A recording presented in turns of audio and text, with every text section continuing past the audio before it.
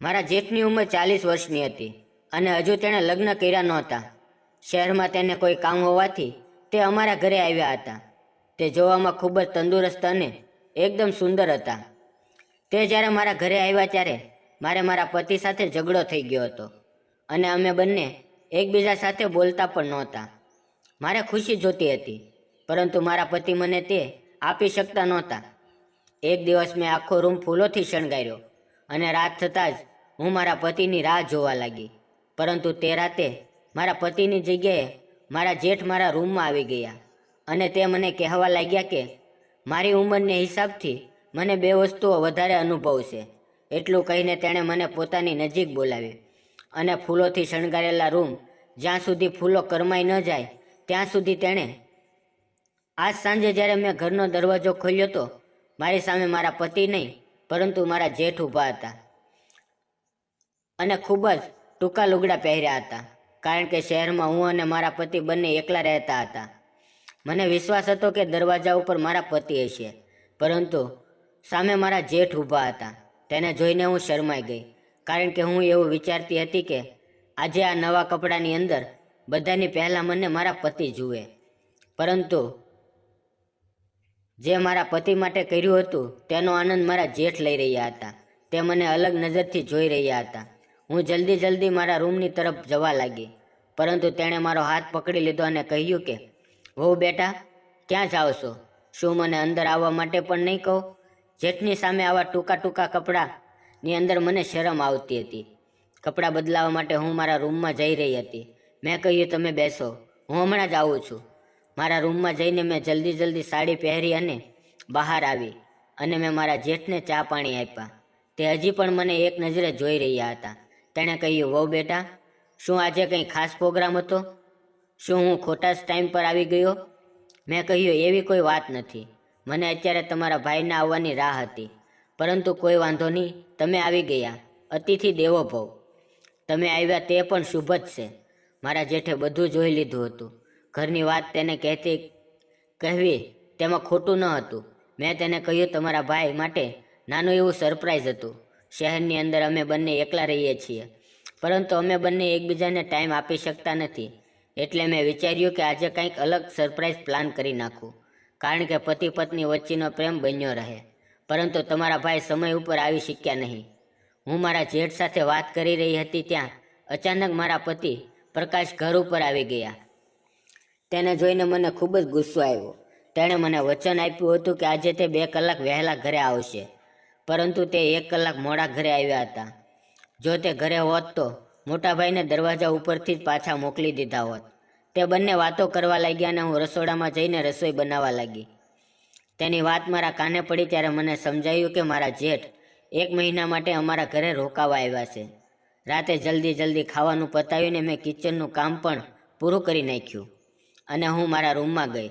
હું ખૂબ જ ગુસ્સામાં હતી, કારણ કે આ ફૂલોથી સજાવેલો રૂમ આજે આનંદ કરવા માટે તૈયાર હતો. પણ પથારી ઉપર મારો પતિ જોરથી નાખોરા બોલાવી રહ્યો હતો. શું તેને આ બધું જોઈને એટલી પણ ખબર નહીં પડી હોય કે મેં આ શા માટે કર્યું હશે? તેની પત્નીથી વધારે પોતાની નીંદર વહાલી હતી. હું ગુસ્સાને લીધે હોલમાં આવીને બેસી ગઈ. હું પોતાની સાથે વાતો કરી રહી હતી અને મને ઘરે મારા જેઠ છે તેનું પણ ધ્યાન ન રહ્યું, કારણ કે થોડી વાર પહેલાં જ મારા જેઠ મારી નજીક આવીને બેસી ગયા હતા અને મારું ધ્યાન જ રહ્યું ન હતું. જ્યારે મારા જેઠે મારો હાથ પકડ્યો તો હું એકદમ ચોંકી ગઈ, કારણ કે હું પહેલેથી જ વિચારોમાં ડૂબી ગયેલી હતી. મને આવી રીતે ડરેલી જોઈને તે કહેવા લાગ્યા, શું થયું? તમે એકલા બડબડ કરો છો? હું તેનો હાથ પકડીને સીધા મારા રૂમ તરફ લઈ ગઈ. મેં તેને ફૂલોથી સજાવેલો મારો રૂમ બતાવ્યો અને મારો પલંગ પણ બતાવ્યો. તો મારા જેઠ કહેવા લાગ્યા કે વહુ, તમે પલંગ ખૂબ સરસ સજાવો છો. મને લાગ્યું કે તેને મારી વાત સમજાય નહીં. હું તમને શું દેખાડી રહી છું? હું ગુસ્સાથી રૂમની બહાર આવી ગઈ અને કહેવા લાગી કે તમને ફક્ત ફૂલોથી સજાવેલો પલંગ દેખાયો? તો મારા જેઠ બોલ્યા કે હું તારા ચહેરા ઉપરથી બધું સમજી ગયો છું. તે પલંગ તારા પતિ પ્રકાશ માટે પ્યારભર્યા સમય વિતાવવા માટે સજાવ્યો હતો, પરંતુ તે જોરથી નસકોરા બોલાવીને સૂઈ રહ્યો છે. ખરેખર તારી પસંદ સાવ ખોટી છે. તારો પતિ જરાય રોમેન્ટિક નથી. મને લાગે છે કે તારી ભાવનાઓની તેને બિલકુલ કદર નથી. ખરેખર તો તારા જેવી રોમેન્ટિક છોકરી માટે મારા જેવો રોમેન્ટિક પતિ હોવો જોઈએ. પરંતુ આ બધો કિસ્મતનો ખેલ છે. તારા પતિના ભાગ્ય સારા હતા, કારણ કે તેને તારા જેવી સુંદર અને આકર્ષક છોકરી મળી. તેને મારી તારીફ અને વખાણ કરતા સાંભળીને થોડી વાર માટે હું મારો ગુસ્સો ભૂલી ગઈ અને મારા ચહેરા ઉપર સ્માઇલ આવી ગઈ. હું મારા જેઠ સાથે વાતો કરવા લાગી. મારા જેઠે મારા ખંભા ઉપર હાથ રાખ્યો અને કહ્યું, તું ચિંતા ના કર, હવે હું આવી ગયો છું. તું દરેક વાત મને કહી શકે છે. હું તારી સાથે સમય કાઢી લઈશ અને હું તારા પતિને પણ સમજાવી દઈશ. મને તેની વાત ખૂબ જ સારી લાગી. મારું મન હલકું થઈ ગયું. હું મારા રૂમમાં જતી રહી અને સૂઈ ગઈ. બીજે દિવસે સવારે મારા પતિ વહેલા ટિફિન લઈને કામ ઉપર જતા રહ્યા. મારા જેઠ ઘરે જ હતા. મારા જેઠની ઉંમર 40 વર્ષની હતી, પરંતુ તે ખૂબ જ તંદુરસ્ત માણસ હતા. મારા પતિ મને આજે પણ કહી ગયા હતા કે તે રાત્રે આજે ખૂબ જ મોડા આવશે. હું અને મારા જેઠ તેની રાહ જોયા વગર જમીને સૂઈ જઈએ.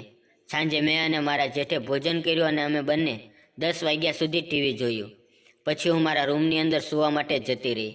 આજે મેં મારા પતિની માટે ફૂલોથી મારો રૂમ સજાવ્યો હતો. તેની રાહ જોઈ રહી હતી. હું પલંગ ઉપર બેઠી હતી, પણ મારા પતિની જગ્યાએ મારા જેઠ રૂમમાં આવી ગયા અને પછી તેણે મને તેની તરફ ખેંચી લીધી અને જ્યાં સુધી ફૂલો ન કરમાય ત્યાં સુધી તેણે મારી સાથે ગજબનો ખેલ ખેલ્યો. મિત્રો, વાર્તાનો ભાગ સાંભળવા માટે વિડીયોને લાઇક અને ચેનલને સબસ્ક્રાઈબ જરૂર કરજો. ફરી મળશું એક નવા વિડીયોમાં. ત્યાં સુધી આવજો. વિડીયો પૂરો જોવા બદલ આપ સૌનો ખૂબ ખૂબ ધન્યવાદ.